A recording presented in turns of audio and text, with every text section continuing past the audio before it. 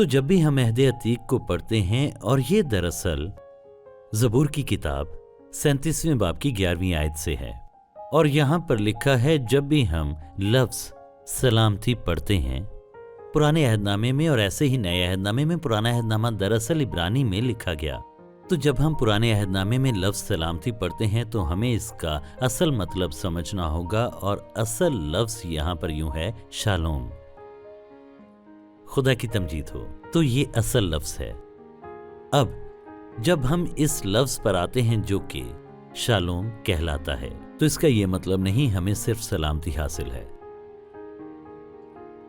इसके बहुत से मानी हैं। शालोम का मतलब है खुशहाली, और फिर तकमील, और फिर कामलियत, और फिर हर तरह से उसकी हिमायत। खुदा की तारीफ हो। शालोम का मतलब है तंदुरुस्ती, सेहतमंदी। तो अगर कोई यहूदी आता है और आपको शालोम कहकर सलाम करता है तो इसका मतलब है कि तुम्हें जिंदगी के हर हिस्से में खुशहाली मिले, मुआशी तौर पर और सेहत के हवाले से, दौलत के हवाले से, और ज़हनी तौर पर भी आप जिंदगी के हर हिस्से में सलामती का तजुर्बा पाएं। खुदा की तारीफ हो। और क्या आप जानते हैं यसु को क्या नाम दिया गया? उससे सलामती का शहजादा कहा गया। खुदा की तारीफ हो। उससे शालोम का शहजादा कहा गया। खुदा की तारीफ हो। हालेलुया। अब और जब यसु आया तो यही है जो उसने हमसे कहा कि राह और हक और जिंदगी मैं हूं। वो हमें जिंदगी देने आया, और इस दुनिया में हम सब जानते हैं क्या हो रहा है, और कोई इन मसाइल को हल नहीं कर सकता। पूरी दुनिया बहुत बड़ी तबाही और मुश्किल का शिकार है, और इसका कोई हल नहीं। हम सब जानते हैं कि अब तक महज वैक्सीन इसका हल नहीं है।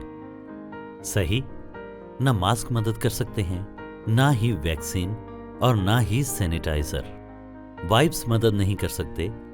और ये इतना बड़ा मसला बन गया है कि दुनिया नहीं जानती कि इसको किस तरह से हल किया जाए।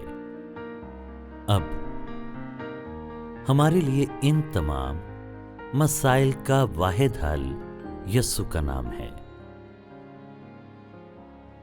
हत्ता कि दुनिया के तमाम मसाइल का वाहिद हल यसु मसीह है।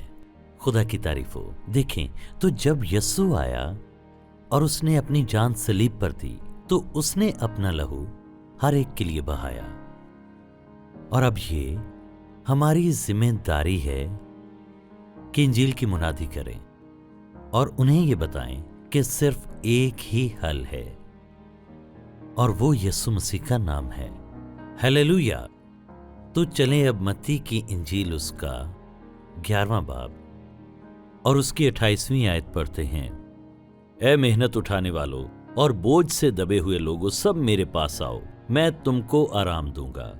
खुदा की तारीफ हो। ए मेहनत उठाने वालों और बोझ से दबे हुए लोगों, सब मेरे पास आओ, मैं तुमको आराम दूंगा।